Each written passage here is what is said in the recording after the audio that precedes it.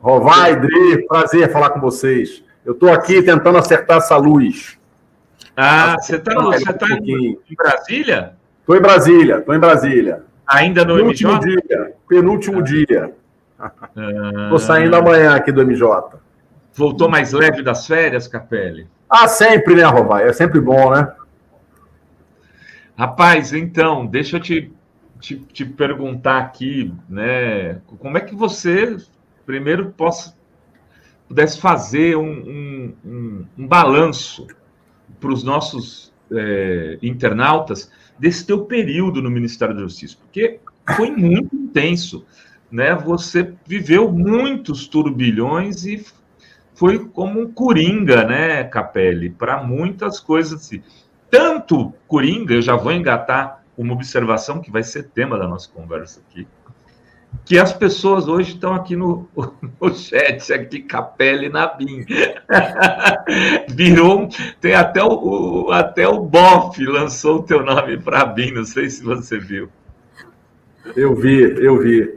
Vai, veja, foi um ano de muito trabalho, né? Um ano muito duro, de muito trabalho, próprio desses tempos que a gente vive, né? A gente vive tempos muito difíceis, tempos de uma polarização aguda. Isso contamina todo o debate político e contamina também todo o debate sobre justiça e segurança pública no Brasil. Mas o balanço que eu faço é muito positivo, né? Nós tivemos, em 2023, primeiro a gente começou o ano, como se diz, a quente, né? Com 8 de janeiro, enfim, eu passei 23 dias fora aqui do Ministério, na intervenção federal aqui no Distrito Federal. Aí voltei para o Ministério, passei mais um mês e pouco. Teve uma, entre aspas, uma nova intervenção. Assumi, a pedido do presidente Lula, interinamente o Ministério o Gabinete de Segurança Institucional, né, o GSI. Fiquei lá 15 dias também. Na volta, aí tivemos uma série de desafios, né, aquelas ameaças de chacina nas escolas, a crise no Rio Grande do Norte, crise na Bahia, enfim, depois crise no Rio de Janeiro, a questão das milícias, o avanço nas investigações do caso Marielle, enfim, toda a estruturação do SUSP, do Sistema Único de Segurança Pública, o decreto de armas, a nova regulamentação da questão das armas, acabando com o vale-tudo de armas no Brasil, essa questão das câmeras corporais, que foi a gente agora, em fevereiro, o Ministério está praticamente pronto, lança as diretrizes nacionais para a utilização de câmeras corporais. Isso foi uma construção ao longo do ano inteiro, reunião com as polícias militares, reunião com as polícias civis, reunião com os secretários de Estado de Segurança Pública. Então, foi um processo muito rico. A construção do Plano AMAS, que está pronto também, vão ser 2 bilhões de reais investidos no maior plano de segurança pública para a Amazônia brasileira, enfim. Então, são um conjunto de ações. O programa, não posso deixar de citar, o Celular Seguro, que já está chegando aí a 1,5 milhão de pessoas cadastradas, mais de 1 milhão de celulares cadastrados, mais de 10 mil celulares já bloqueados, enfim. E num processo ainda de evolução, o Celular Seguro tem muito para evoluir ainda, enfim. Então, são um conjunto de ações, a reestruturação da PF, da PRF, da Polícia Penal. Então, um conjunto de ações e que deram um resultado concreto. A gente divulgou, o ministro Flávio Dino divulgou ontem e também no domingo, todos os índices relacionados à criminalidade no país, relacionados à segurança pública, caíram no país. Então, eu saio com um sentimento de dever cumprido, de ter recebido missões muito difíceis. Quer dizer, só estar aqui no Ministério da Justiça e Segurança Pública, na Secretaria Executiva, como uma espécie de vice-ministro, já é um desafio gigantesco. E eu tive, além da tarefa aqui, tarefas adicionais, né? Quer dizer, interventor federal, ministro interino do GSI, enfim. E a gente termina, acho que, com um sentimento de dever cumprido, né? Nós executamos 99,87% do orçamento do Ministério, uma execução também recorde aqui do Ministério da Justiça e Segurança Pública. Enfim, então, entregas em todas as áreas, execução do orçamento, executamos as emendas parlamentares, com todo respeito ao Congresso Nacional. você ter uma ideia, a gente tinha 436 milhões, mais ou menos, em torno disso, de emendas parlamentares, empenhamos praticamente tudo. E o resultado é que o Congresso triplicou, reconhecendo o nosso trabalho, triplicou, foi para 1 bilhão, mais que triplicou, foi para 1,5 bilhão o número de emendas parlamentares que, nesse ano, o Ministério da Justiça e Segurança Pública vai ter o desafio de executar. Então, muitas realizações, sentimento de dever cumprido. Quanto ao futuro, Rovai, veja, é sempre gratificante ter o reconhecimento das pessoas, ter o reconhecimento de um trabalho realizado, um trabalho liderado pelo ministro Flávio Dino, um trabalho coletivo de uma equipe, a quem eu também agradeço sempre, a equipe aqui do Ministério da Justiça e Segurança Pública. Então, é sempre bom ter o trabalho reconhecido. Mas eu não estou com agonia, nem pressa, nem, enfim... Os próximos passos eu vou definir com muita calma, enfim, sempre pensando no que é melhor para o país, para o projeto que a gente está construindo para o país, né? Eu tenho 24 anos de atuação na administração pública brasileira, atuando em cargos executivos. Já fui secretário municipal, secretário estadual, secretário nacional, agora secretário executivo, enfim. Então, tenho uma experiência grande e vou me posicionar e pensar no futuro com calma, sem agonia, mas sempre, claro, é sempre bom ser lembrado, mas não estou com agonia de definir nada correndo, não. E não recebi também nenhuma sondagem, nenhum convite para, enfim, eu tenho sondagens do setor público, do setor privado, mas vou definir com calma, mas relacionado a essas questões, a BIM, essas coisas, isso não existe, enfim, nada relacionado a isso. Enfim, a ABIN tem o delegado, o Luiz Fernando, delegado da Polícia Federal, foi diretor da Polícia Federal, já foi diretor da Polícia Federal, se não me engano, se não me falha a memória, no governo Lula II, enfim. Então, uma pessoa que goza da confiança do presidente da República, enfim. Então, isso não está na minha pauta de forma alguma. Ele foi de 2007 a 2010, né, Capelli? É isso mesmo, sim. Lula II. Mas a declaração do Lula hoje é controversa ali. Diz, olha, mas tem um cara da ABIN falando com a Ramagem dentro, número 2. O Lula deixou passar aqui. Enfim, mas você recebeu um convite oficial do prefeito do Rio de Janeiro, Eduardo Paes, né, Capelli? Pelo menos divulgou. O Eduardo, ele me fez a gente não chegou a entrar em nenhum detalhe. Ele fez um convite para ajudar no projeto do Rio de Janeiro, que é um projeto muito importante, né?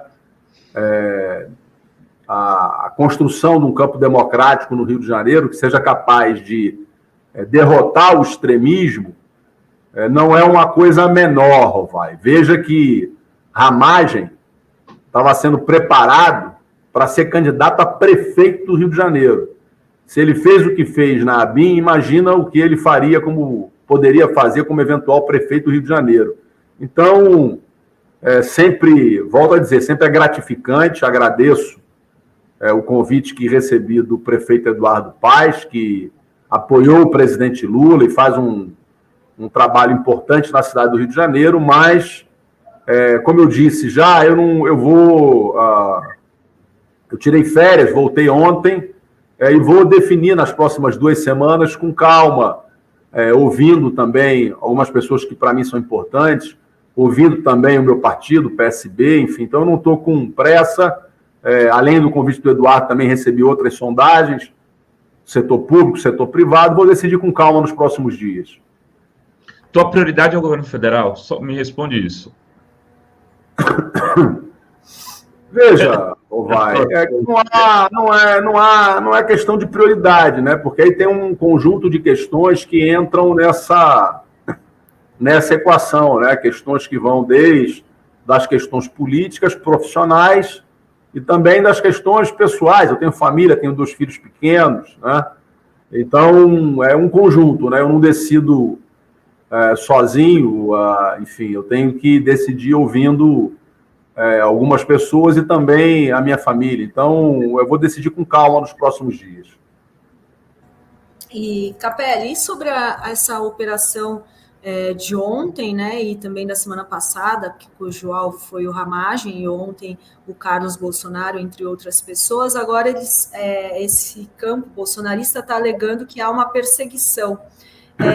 Como que você responde a esse argumento que tenta aí, né, encobrir um crime, né, que foi a espionar ilegalmente adversários políticos? Olha, é curioso, quer dizer, eles, de forma ilegal e criminosa, tudo indica, as investigações, claro, estão em curso, mas tudo indica até o momento que eles bisbilhotaram, adotando as piores práticas, bisbilhotaram,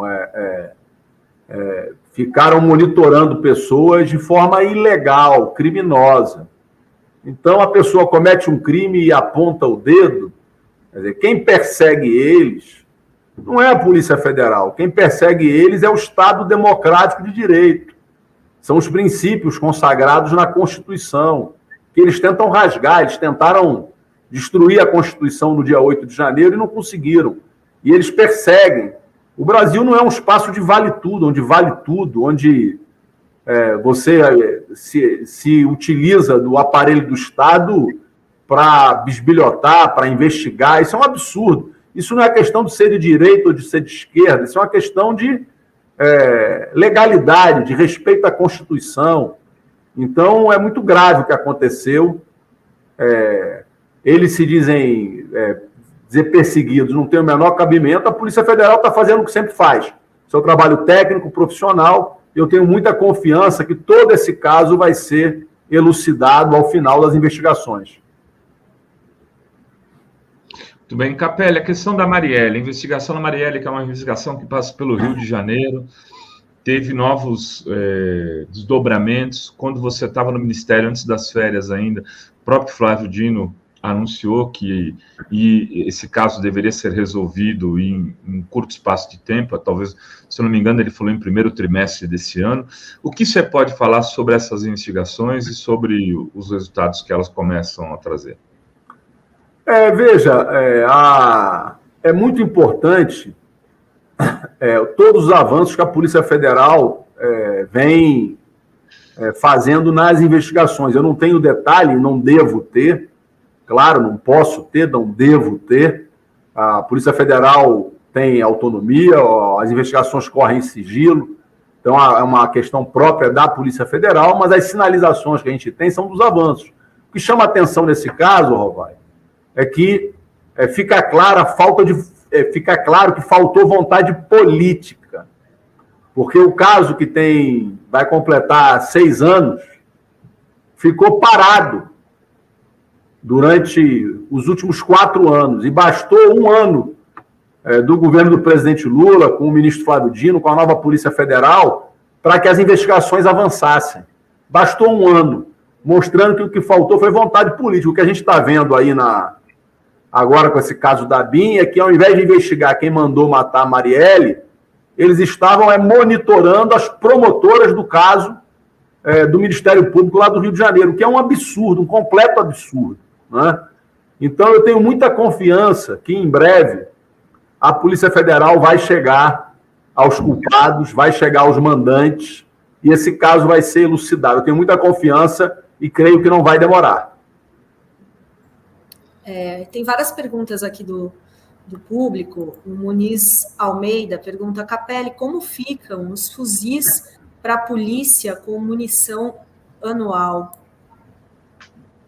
Veja, eu vi uma notícia hoje que parece que o Exército revogou a portaria. Eu não confirmei aquela portaria que estava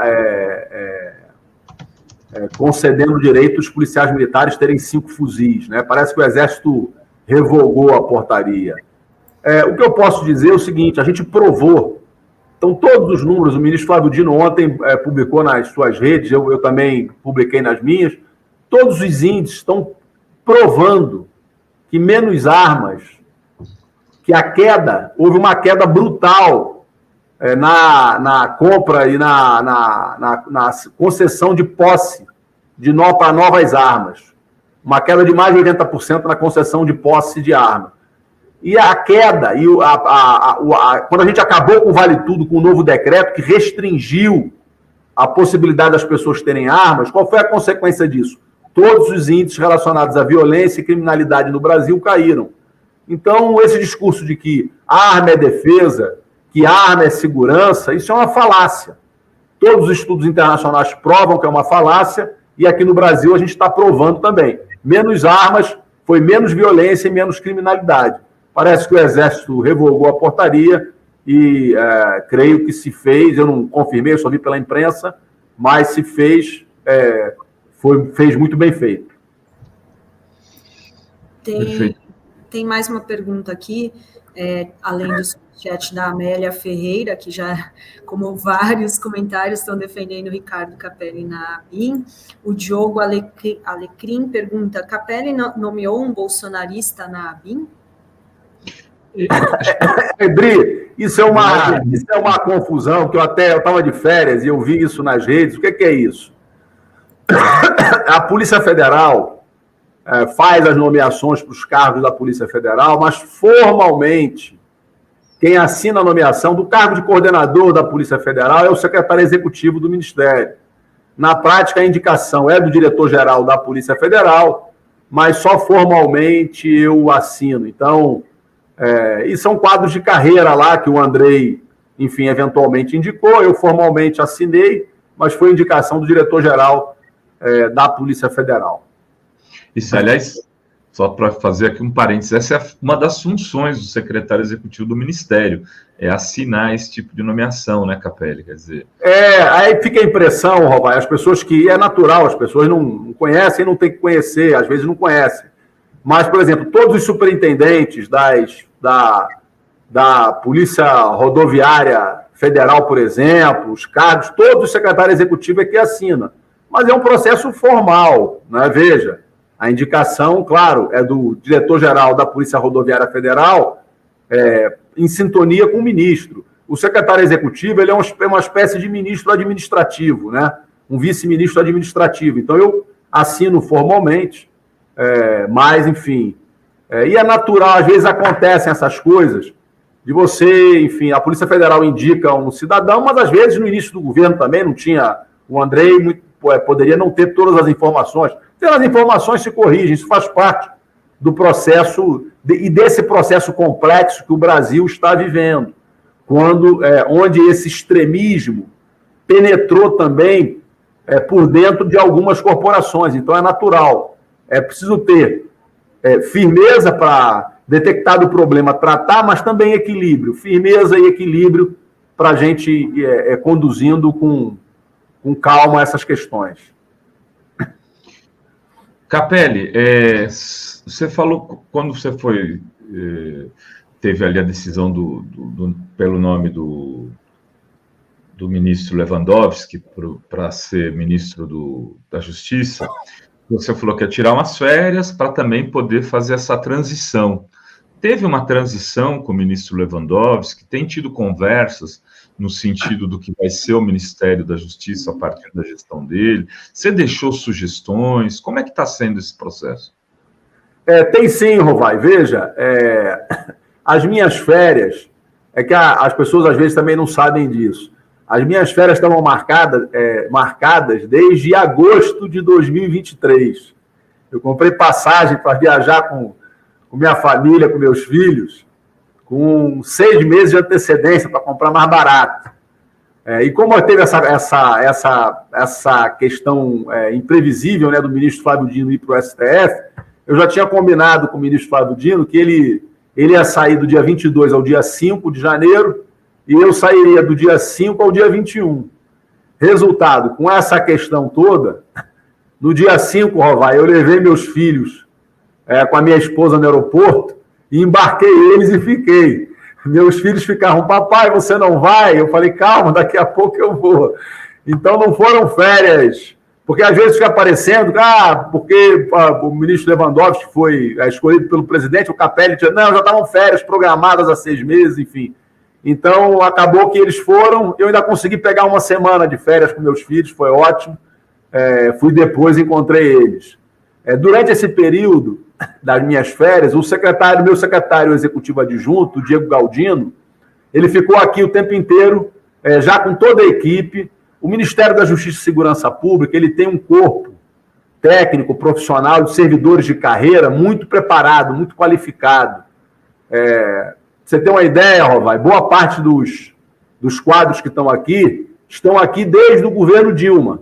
Passaram pelo governo Temer, em posições de chefia, passaram pelo governo Dilma, Temer, Bolsonaro, e estão aqui comigo até hoje. Tem muitos quadros técnicos, qualificados, concursados, servidores de carreira muito bons. Então, aqui tem uma estabilidade na máquina aqui do Ministério muito forte. O Diego Galdino ficou aqui fazendo a transição. Ontem eu voltei, falei por telefone com o Manuel Carlos, que será o secretário executivo aqui do ministro Lewandowski. Me coloquei à inteira disposição do Manuel Carlos, que assume agora na quinta-feira aqui a Secretaria Executiva. A gente tem conversado, trocado mensagem, enfim, à inteira disposição. Ele tem feito reuniões também com os outros secretários, enfim. Então, tudo acontecendo na mais absoluta tranquilidade. Tem uma pergunta aqui sobre se você não será candidato nas eleições, Capelli. Você pensa em ir também para esse lado, para disputar eleições? Está no mudo, Rovai. Já foi candidato. Capelli é um homem da política, né? Quer dizer, não seria novidade, né, Capelli? Se alguma candidatura, e não, mesmo que não seja agora, para 2026. Veja, Rovai, no momento isso não está na minha pauta, né? Eu sempre brinco aqui com a equipe, eu digo, olha, o nosso desafio, a gente faz reunião toda segunda-feira, eu sempre brinco dizendo que o desafio é chegar vivo na sexta-feira. Então, as pessoas, às vezes, eu acho curioso que às vezes as pessoas falam de 2026 como se fosse, gente, é tanta coisa para acontecer até lá, e a gente tem um desafio anterior a esse, que é o desafio de fazer o governo do presidente Lula ser um sucesso. Qualquer projeto político de qualquer pessoa vai estar vinculado a isso, ao sucesso do governo do presidente Lula. Não adianta você pensar projeto político de A, B ou C se o governo não for bem. Porque se o governo não for bem, todos nós vamos mal. Esse campo democrático todo vai mal e a extrema-direita vai crescer. Então, eventual candidatura, eventual projeto político, é lá na frente. Hoje, o nosso desafio é trabalhar pelo êxito do governo do presidente Lula. Ô, Capelli, queria que você fizesse uma... Eu sou daqueles, né, que acham que o tema da segurança pública será o tema das eleições tanto de 2024 quanto de 2026, se nada mudar de forma muito... Né? E eu me recordava esses dias que quando o Lula ganhou a eleição, o Fernando Henrique, naquele momento, ele vaticinou o seguinte: o grande problema do Lula vai ser segurança pública, ou ele resolve isso, ou o governo dele vai ser um desastre. Não sei se você se lembra disso. Mas, ou que a segurança, o Lula não resolveu, nem a Dilma, mas a segurança não foi o grande tema daqueles governos. Só que agora está sendo. Se você faz, eu tenho visto pesquisas de opinião de cidades aqui de São Paulo, de outros lugares, né? Muitas pesquisas são enviadas por institutos que estão fazendo para candidatos, para governos, e às vezes os caras nos mandam em off algumas das pesquisas, e quase todas o tema da segurança é o principal problema colocado pelo cidadão. Você veja, em cidades pequenas, inclusive, isso começa a aparecer. Esse desafio estava lá no Ministério da Justiça. Tinha gente defendendo, inclusive, que houvesse ali uma divisão de tarefas, divisão do Ministério. Queria que você comentasse um pouco sobre isso, que tudo bem, teve alguns projetos que foram feitos, mas ainda o tema continua muito forte, muito pesado, e acho que, assim, não apareceu, talvez, aquele que a gente espera, né? Aquela coisa que, assim, isso vai, de fato, mudar. É possível ter um grande projeto que, de fato, inverta completamente as perspectivas nessa área?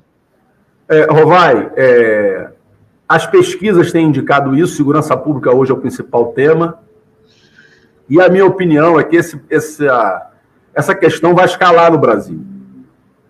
Vai escalar por quê? Porque o crime organizado hoje, ele saiu do patamar de alguns milhões para o patamar de bilhões. Nós temos hoje organizações nacionais e transnacionais. Nós temos hoje, eu conversava outro dia com a ministra Carmen Lúcia, que vai assumir o TSE esse ano, nós temos hoje crime organizado dominando territórios inteiros de cidades importantes. E isso, claro, que vai incidir sobre o processo eleitoral, sobre a questão democrática. Nós temos hoje crime organizado que movimenta bilhões. E qual é o problema de movimentar bilhões? Que uma organização que movimenta bilhões, ela tem muitos instrumentos para cooptar e para penetrar por dentro dos poderes, tanto do executivo, quanto do legislativo, quanto do judiciário. Então, essa questão vai se colocar no Brasil, cedo ou tarde, e vai escalar, na minha opinião. Veja, nós temos 13 mil policiais federais para cuidar de 26 mil quilômetros de fronteira, 16 mil quilômetros de fronteira seca e 7 mil quilômetros de fronteira marítima. É suficiente? Nós temos cerca de 12 mil policiais rodoviários federais para cuidar de mais de 75 mil quilômetros de rodovias federais. 12 mil para 75 mil quilômetros. É razoável? Nós temos 2.500 homens, Rovai, Dri, da Receita Federal para cuidar dos postos aduaneiros. Nós temos apenas 35 postos aduaneiros nas fronteiras do Brasil, nos 23 mil quilômetros de fronteira. Esse mesmo serviço que é feito por 2.500 pessoas no Brasil é feito por 60 mil pessoas na Rússia, por mais de 60 mil pessoas nos Estados Unidos. Então, é claro que há um déficit imenso na questão da segurança pública ainda a ser superado. Pra você ter uma ideia, o Fundo Nacional de Segurança Pública, ele tem anualmente cerca de 2,1 bilhão de reais. Por lei, nós somos obrigados a repassar 1 bilhão e 50 para estados e municípios. Sobra 1 bilhão e 50 para o governo federal. Desse 1 bilhão e 50, 500 milhões é o custeio da Força Nacional de Segurança Pública, sendo que 80% do efetivo da Força Nacional hoje está em terras indígenas. Sobram aí, tirou o custeio da Força Nacional, sobra 650 milhões. Você tira, 550 milhões. Você tira aí em torno de 100 milhões, que é o custeio da Senasp e de outras operações já em curso. Você tem em torno de 450, 500 milhões de reais, Rovai, para fazer segurança pública no Brasil. É absolutamente insuficiente esse valor. Se você dividir 500 milhões pelas 27 unidades federadas, vai dar aí 20, 25 milhões, 30 milhões para cada uma, é nada. Então, veja, são desafios gigantescos. Agora, isso vai exigir da sociedade, do Congresso Nacional, a compreensão de que segurança pública é prioridade. E aí, no momento que for prioridade, a gente vai ter que falar de alguns bilhões de reais para o orçamento da segurança pública. A gente vai ter que falar em dobrar o efetivo da Polícia Federal. A gente vai ter que falar em dobrar o efetivo da Polícia Rodoviária Federal. A gente vai ter que falar em multiplicar por 10 o efetivo dos agentes da Receita Federal nos postos aduaneiros.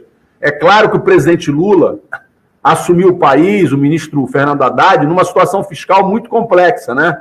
A gente vê o déficit, boa parte como se diz na linguagem popular, são papagaios, contas que o Bolsonaro não pagou e deixou para a gente pagar. A situação fiscal é muito complexa. Agora, se a gente quiser enfrentar a questão da segurança pública, a gente vai ter que rediscutir qual é o tamanho da segurança pública no orçamento da União, no orçamento dos estados. Volto a dizer, é um desafio gigantesco.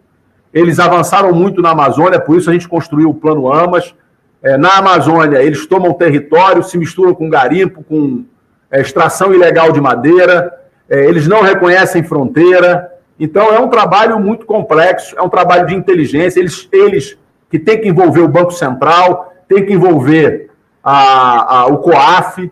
Eles avançaram muito no que diz respeito à lavagem de dinheiro. A gente, esse ano, pegou centenas de apartamentos em Balneário Camboriú e outros lugares lugares de grande atrativo turístico e de alto padrão, imóveis, centenas de imóveis, de imobiliárias de fachada, de organizações criminosas, eles já lavando dinheiro com imobiliárias. Então, é um esquema muito sofisticado. Nós temos desafio dos portos e dos aeroportos. Veja você que nós não temos radar hoje para detectar o que acontece na área de fundeio dos portos brasileiros. O Porto de Santos, que é o maior porto do hemisfério sul, não tem um radar VTMS para detectar o que acontece na área de fundeio, e é um dos principais locais por onde de passagem, de contrabando, de tráfico de drogas e de armas. Então tem um desafio gigantesco, né? O crime organizado cada vez mais ousado, fazendo ameaça a autoridades. Então, sem dúvida alguma, é uma questão que vai escalar no Brasil, e que a gente não tem outro caminho a não ser mais investimento, mais recursos e estruturar o SUSP, o Sistema Único de Segurança Pública. Um sistema em articulação com estados e municípios, que una desde a Guarda Municipal, passando pelas PMs, pelas polícias civis, chegando nas polícias federais. O governo federal sozinho também não tem capacidade de enfrentar isso. Então é um desafio gigantesco e que vai cedo ou tarde se colocar como pauta central do país. E tem, inclusive, uma pergunta nesse sentido, o Marcos: quando haverá concurso para a Polícia Federal? Você tem essa informação? Olha, há no horizonte essas questões, mas, claro, essa questão agora vai ser tratada pelo ministro Ricardo Lewandowski, com a ministra Esther, do MGI, enfim, com o diretor-geral da Polícia Federal, mas existe um debate, um horizonte de ampliar as vagas da Polícia Federal. E tem aqui também um debate, só uma pergunta, que tem gente que defende extinguir a ABIN. Você acha que isso é um caminho? É necessário ter uma ABIN dentro do governo? Veja, Adri, eu creio, é interessante, porque como eu tive aqui no Ministério e tive no GSI durante um tempo, eu acabei tendo que acumular um pouco de conhecimento sobre essas questões. Veja, todos os países importantes do mundo, todos, sem exceção, possuem agências de inteligência. Você tem a CIA, você tem o Mossad, você tem o MI Seção 6, que é o Serviço Secreto do Reino Unido. Você tem a agência de inteligência francesa, a agência de inteligência da Alemanha. Então, todos os países importantes, na China, enfim, todos os países, na Rússia, claro, todos os países importantes, desenvolvidos, potências, possuem agências de inteligência. O que eu acho que esse episódio da ABIN está trazendo é uma oportunidade para se discutir no Brasil qual é o modelo de agência de inteligência e o papel da agência de inteligência, que eu acho que não é muito claro para as pessoas no Brasil. Então, acho que a gente tem uma oportunidade para fazer esse debate. Me parece que a inteligência hoje, do ponto de vista do governo federal, ela está muito fragmentada. Você tem inteligência na PF, na PRF, nas Forças Armadas, na ABIN, e essas inteligências, a minha opinião é que carecem de uma articulação, de uma coordenação maior, né? Nos Estados Unidos, se houver uma falha grave de inteligência, cai quem? Cai o diretor da CIA, cai talvez o secretário de Estado a quem a CIA é vinculada. Aqui as coisas não são muito claras, não tem um modelo. Acho que a gente tem uma oportunidade para debater. Quer dizer, nós queremos ter, de fato, uma agência de inteligência no Brasil. Qual o papel dela? Como ampliar o papel? Como distinguir o papel dela da Polícia Federal, que não é o mesmo papel da Polícia Federal, não é o mesmo papel de outras inteligências, enfim. Então, acho que esse momento abre uma oportunidade para a gente debater essas questões. Veja você, Edri, que no processo de recrutamento da CIA, que é uma das principais agências de inteligência do mundo, a pessoa que faz a inscrição, ela passa durante um ano por um processo de seleção muito rigoroso. Investigam a vida toda da pessoa para saber se ela vai entrar. uma série de testes. Ela não pode contar para ninguém que ela se inscreveu no processo de recrutamento, nem a família dela pode saber que ela se inscreveu no processo de recrutamento para trabalhar na CIA. Aqui a gente faz concurso público, publica o nome de todo mundo no Diário Oficial, enfim, então tem muitas diferenças com o que acontece nas agências de inteligência pelo resto do mundo. Então acho que há uma janela de oportunidade para debater a questão. O diretor da ABIN, o Luiz Fernando, é um delegado da Polícia Federal muito experiente, então, enfim, acho que tem uma janela para se debater a questão. Eu fico ouvindo os teus argumentos, de muita gente, da defesa do Luiz Fernando, até o Lula, né? Mas eu fico pensando o seguinte, é tranquilo aí no Ministério da Justiça, eu sei que você está de saída, o pessoal pegar o laptop e levar para casa? Veja, Rovai, é muito, no mínimo, esquisito, né? Que eu vi pela imprensa também que o Ramagem até hoje estava com o laptop, um aparelho. Laptops, né? Não sei quantos aparelhos. Aparelhos, enfim. Então é uma coisa que chama atenção e, claro, tem que ser apurado. Isso não é normal, claro que não. Maravilha. Drida Lourenço, temos mais perguntas aí do público, porque Carlos Alberto Veloso Lopes, ele manda um superchat, muito obrigada. Ele diz: o SNI, agora a ABIN, foi criado para espionar dentro do território nacional. Se a CIA fizesse isso nos Estados Unidos, seria escândalo com prisões. Lá, quem investiga internamente é o FBI. Cá seria a Polícia Federal com acompanhamento do Judiciário. Tem que regulamentar isso. Comentário Carlos Veloso. É isso, Rovai. Você quer comentar, Capelli, esse comentário? Veja, eu reitero o que eu falei. Acho que essa situação, essa investigação da Polícia Federal, ela abre uma oportunidade para discutir esse modelo, né? O papel, quer dizer, a sobreposição no trabalho de inteligência entre as diversas agências que atuam na segurança pública. Qual é o papel mesmo de uma agência de inteligência? Como a gente pode ter como parâmetro agências outras de inteligência pelo mundo que têm trabalhos de excelência?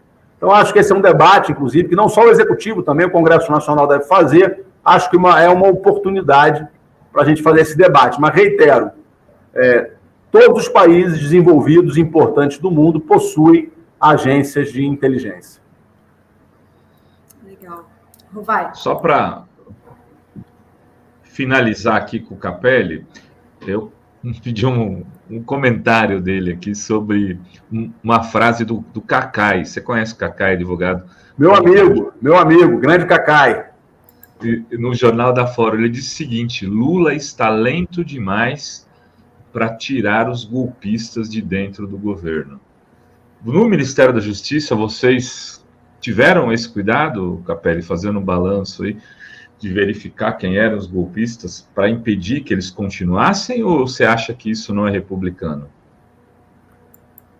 Veja, Rovai, sempre que há uma troca de governo, é natural, é absolutamente natural que haja uma troca nas funções, nas principais funções. Isso é absolutamente natural e a gente fez aqui no Ministério da Justiça e Segurança Pública, assim como eu fiz também no período que estive no GSI, que foi acelerar, como determinação do presidente que eu recebi, acelerar a oxigenação, a renovação do órgão, que é absolutamente natural. Isso acontece naturalmente em qualquer troca de governo. Então, acho que é um processo natural e que é sempre bom que seja feito. Por quê? Porque é importante que nos cargos mais importantes, nas posições de direção, você tenha as pessoas em sintonia com aquele programa que foi vitorioso nas urnas, né? Nós não estamos aqui representando nós mesmos, nós estamos representando o povo brasileiro que se expressou através do voto democrático e votou num programa para o país. Então, acho que esse é o sentido. Quero te agradecer aí, você, nesse último dia, você deve estar com muito trabalho, muita coisa para resolver, muito Muita gaveta para limpar, porque é hora de limpar a gaveta também, né, Capelli? Mas você arrumou um tempo para a gente aqui. Não, é sempre um prazer, Rovar. Eu que agradeço o convite. Como te disse, eu trabalho como executivo do setor público há 24 anos, então estou absolutamente acostumado a esses momentos, absolutamente natural. Eu que agradeço aqui Perdão, estou saindo de uma gripe. Eu que agradeço o convite de vocês. Desejo sucesso ao ministro Lewandowski, a toda a equipe que está entrando aqui com ele. E agradecer também a todos que nos acompanham aqui, a audiência da Fórum, enfim, porque ao longo desse um ano de trabalho aqui no Ministério, a gente recebeu muitas palavras de apoio, muita solidariedade, muitas palavras de apoio, isso tudo sempre nos ajudou nos momentos mais difíceis. Então, eu que agradeço o convite, sempre um prazer. Estou com uma pontinha de inveja, Roberto, porque pela sua iluminação e pela rede da Dri ali atrás, eu estou achando que vocês estão na praia. Então, eu estou com um pouco ainda de inveja. Montanha. Mas estou agradecendo o convite. Montanhas, Capelli. Nós fugimos para as montanhas. Fugimos para as montanhas. Muito bem, muito bem. Não pegamos barquinho nem lanchinha. Nós viemos aqui de carro mesmo, bonitinho, pela equipada. Para a montanha. Capelli, um abraço, tudo de bom. Espero que você faça uma excelente escolha aí para seguir dentro da vida pública em cargos que exigem pessoas com sua experiência, seu carisma, sua coragem, né, que foi demonstrada aí em momentos cruciais da vida republicana no último ano. Meu amigo, tudo de bom. Obrigado, Dri, Rovai. Um abraço. Um abraço, tchau. Salve.